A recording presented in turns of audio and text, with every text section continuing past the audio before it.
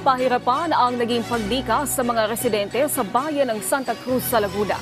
Dahil sa pagbahang dulot ng bagyong Aghon, ang lokal na pamahalaan at ang DSWD nagtulungan naman sa pamamahagi ng mga relief packs sa mga nasalantang residente. Si Vel Custodio sa sentro ng balita.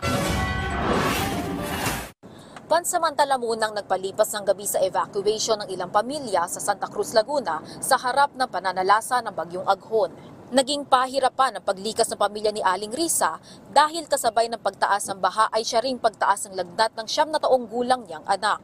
Bigla lang po kasi nung umaga wala po. Nung medyo alas 2, alas 3, yun, bigla pong lumaki po yung baha. Ali, kami po ay naglakad muna dun sa lumang barangay, dun muna po kami pinapunta.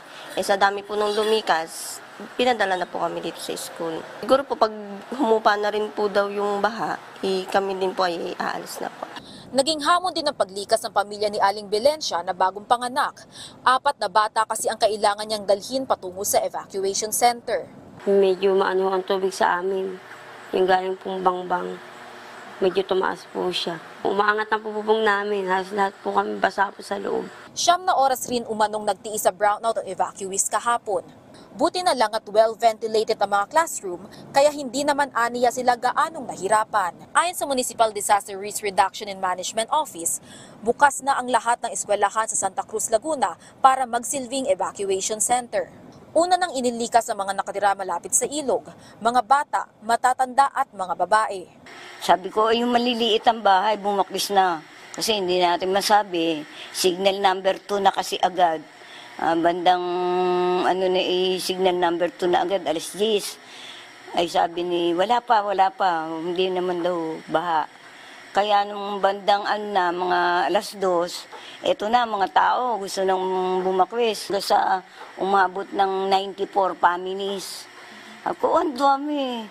Ay nakita namin, lumalaki na talaga yung tubig. Nagtulungan naman ang lokal na pamahalaan ng Santa Cruz at DSWD sa pamimigay ng relief pack sa mga nasalanta. Bawat pamilya, isang kahong DSWD packs, tsaka mga healthy kit.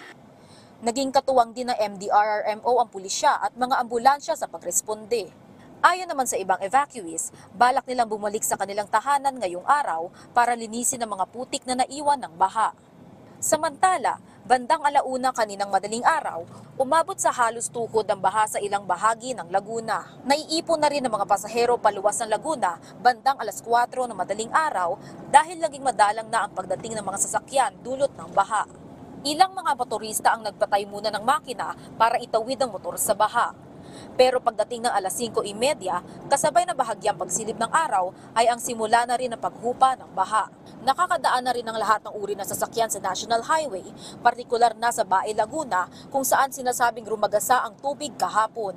Bagamat tumaaliwalas na ang panahon sa Laguna, may mahihina at kalat-kalat pa rin na ulan, lalo na sa bundok at iba pang matataas na lugar. Kaya pinapayuhan pa rin ng publiko na manatiling nakaalerto sa posibleng landslide. Vel Custodio, para sa Pambansang TV sa Bagong Pilipinas.